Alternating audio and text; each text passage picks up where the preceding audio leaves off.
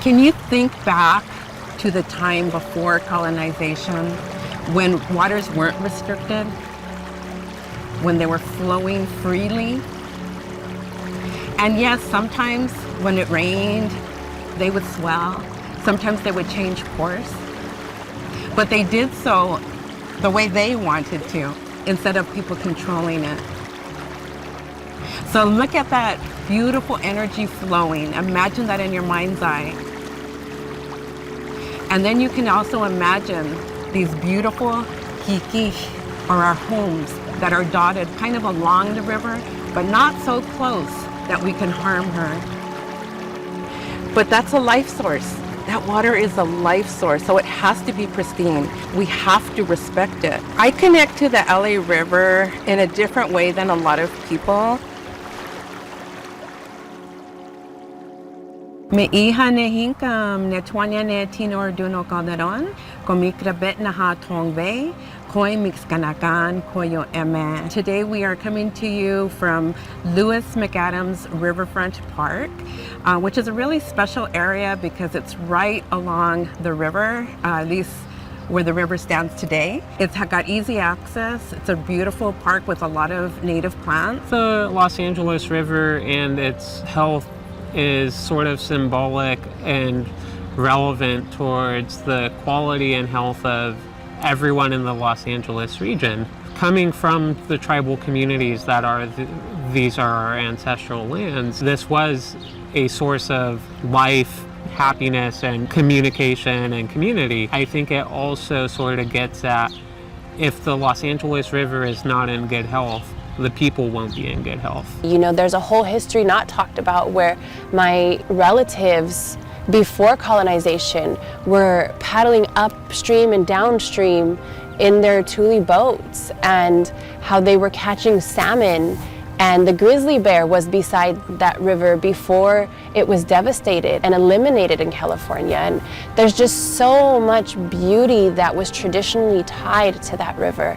And so it means so much to me to think about what was and what should be and what will be when others recognize how things are supposed to be. The primary focus of my work as a documentarian over the last 5 years has been collecting and gathering Indigenous perspectives on water, and primarily advocating for the protection of water. East Yard is a community-based organization that started in 2001 with community residents from Commerce and East LA to really organize around health impacts because of pollution, because of different industrial polluters that are in our communities. That includes rail yards, trucks, soil contamination, water contamination, and really build community leadership, really build community relationships to be able to determine self-advocacy so that in our communities we can define what that looks like. Why are these trains here? Why are these trucks here? Where are they coming from, right? They're coming from the freeway.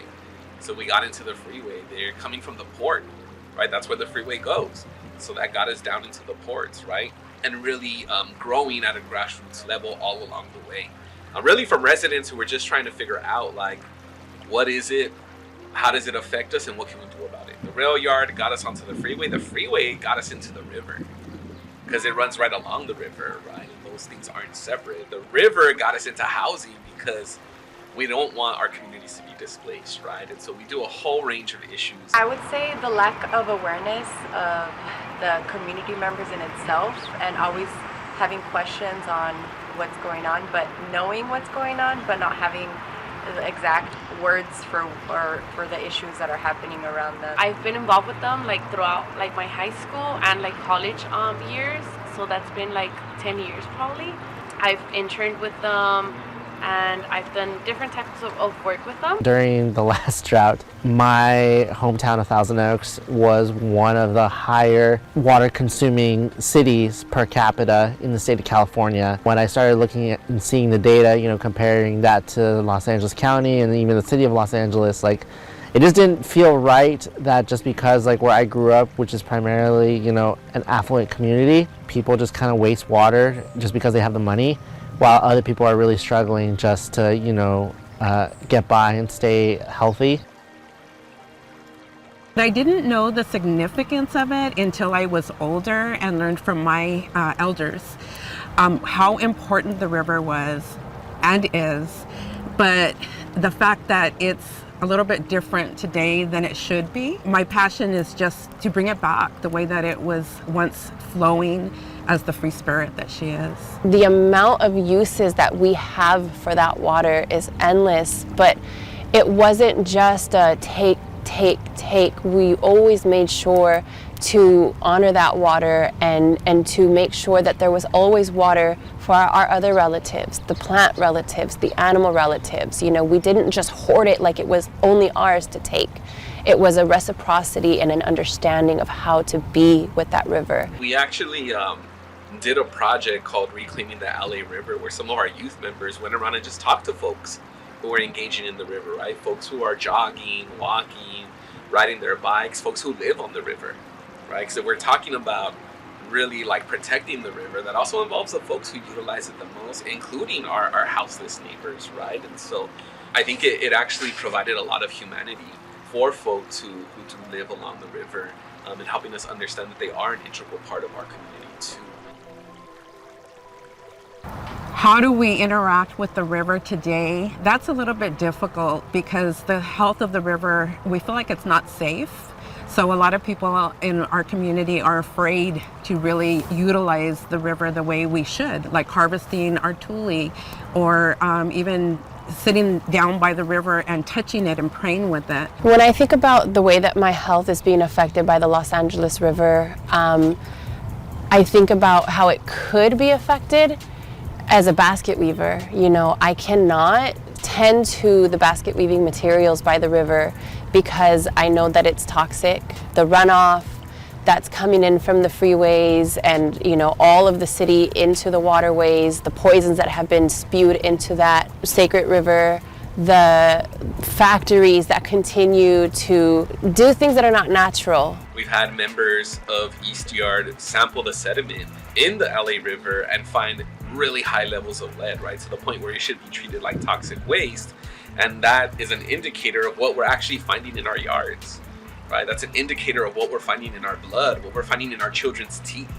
For example, the headwaters of the Los Angeles River actually start in the Santa Susana hills and mountains, so right on the edge of Ventura and Los Angeles County. Just above the headwaters is a super fun site called the Santa Susana Field Lab, where the Susana reactor started producing power early in November. Of a nuclear mishap that occurred near Los Angeles. For the first time in the United States. Risks were taken. That site has created a witch's brew of contaminants that is affecting the local community in terms of their health. You're seeing like a bunch of rare cancers, childhood cancers, etc. Paxaayt is another example of pollution around the river, and you know the proximity being so close, just a block away.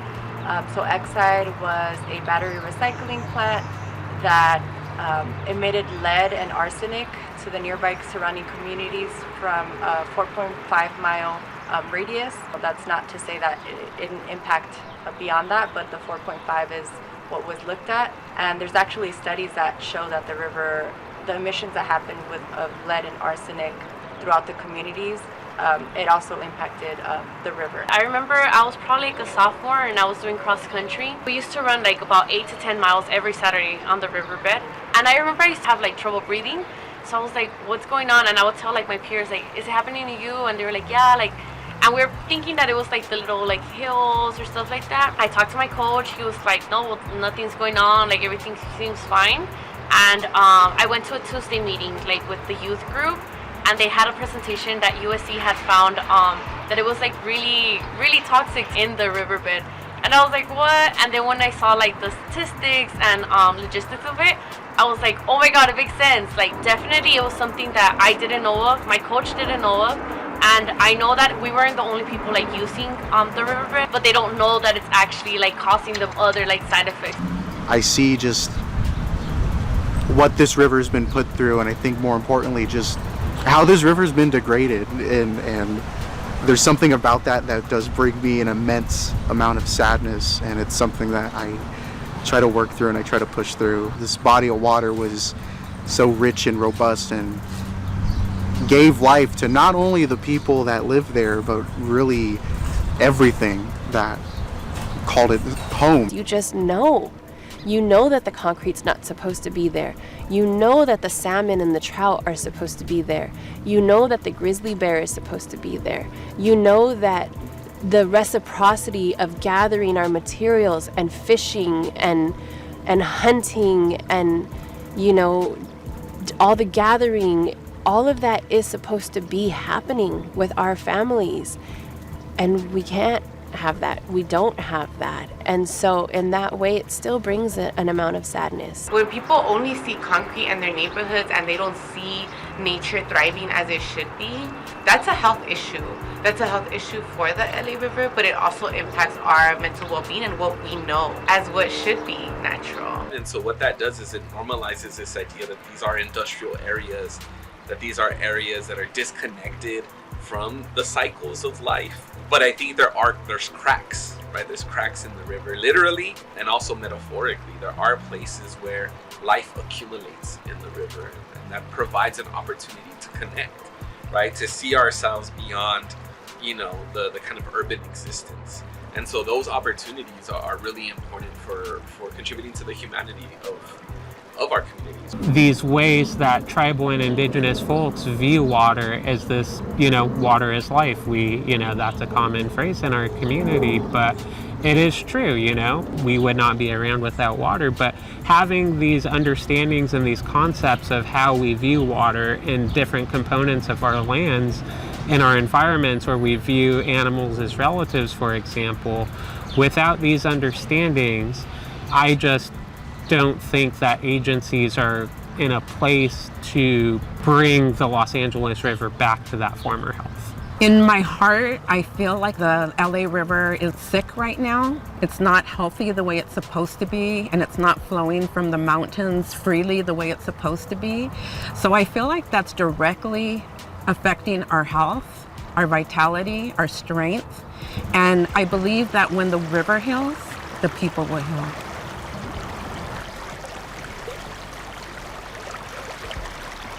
As I think about the community that is currently gathering along the river, there's many different organizations that do walks along the river to educate people. Sometimes they invite us to be speakers, sometimes they invite other environmentalists to be speakers. But it's all about bringing an awareness to what needs to happen and to appreciate the waters. And so I have a lot of gratitude for these groups. I just caution them to go slowly, never do anything that is not welcomed by the river as the entity that she is, and to, you know, utilize the fact that you do have people that you can come to that are deeply connected to this land. They're deeply connected to the waters, and we can guide you and help you through the process. It's definitely my belief that nobody should be kayaking in that river, making money off of that river, as long as it's in the health and state that it is. And nobody should be doing that, especially if our people haven't even been able to safely put our freshwater boats into that water. We should be able to take the lead in putting our freshwater boats in that water once it's healthy and healed, when we can all paddle up stream and downstream safely. And so anybody else who has those kayaks in that water and are profiting, I think that they're very greedy and very selfish, and nobody can change my mind about that. Over the years, we've kind of utilized some of the water laws, right? To be able to defend ourselves, right? By defending the river, we're defending ourselves. And so going after some of the industries that are releasing contamination in a liquid form, right? Helps us in our fight to also reduce that contamination, but also air contamination as well. So it's not only the fact that, you know, the LA River is, you know, brings a lot of life into an urban landscape and means a lot emotionally and mentally and to the spirit of the people of Los Angeles. But, you know, the implications of what the Los Angeles River means and the work to protect it also overlaps with other environmental health issues. The importance of challenging improving, or I prefer to say restoring the LA River to the way it should be naturally, which includes deconcretizing, which I know can be a wild idea because of flooding, right? Flood risk is the reason that is usually given for not removing concrete, but the importance of moving with the river. So the ideal vision of the interaction between the river and our communities is having a space where we don't feel the worry to go to, and it is a space where you can unwind, right? That you can ride your bike along, and that you can interact with your community. You can meet folks there, and the ecosystem is flourishing, and the communities and humans get to enjoy that as well, because that's not currently the reality of the river down here. It's not its natural ecosystem on this side of town in comparison to up north. What affects me and influences a lot of my work, and primarily it comes through quotes that I get from people, and one quote that I had gotten from Tongva and Acjachemen artist L. Frank, but it's the idea that if you have the sophistication to extract, then I believe you have the sophistication to revitalize, and I think that's important when it comes to how we view and how we continue to take action to help this body of water that we know as the LA River, or as my people know it as Paayme Paxaayt. Maywood is part of the Southeast LA cities. It does run along the LA River, and this actual site is a Superfund site. So that means that it was a brownfield. It has been polluted by industry. It was left and abandoned, and so it was cleaned up. And so right now we're able to use it as a park, and we're always trying to improve it. We're trying to activate our community.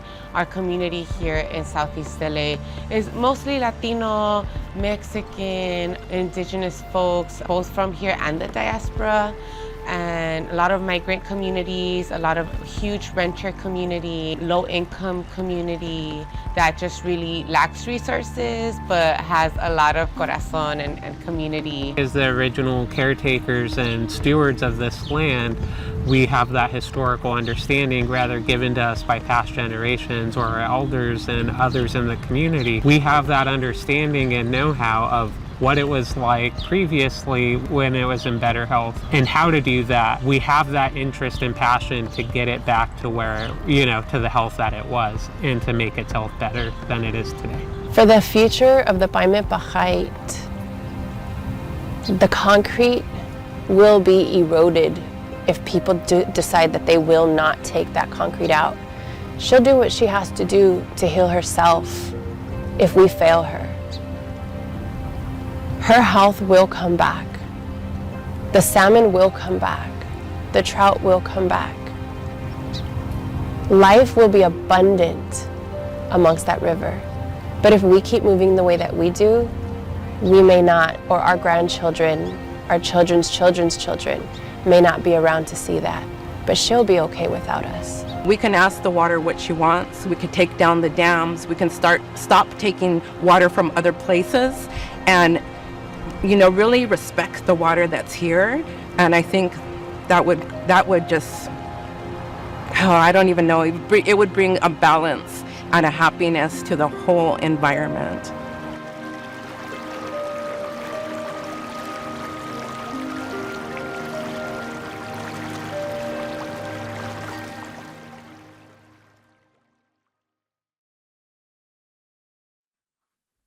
Do you remember when the groves of oaks provided a way of life?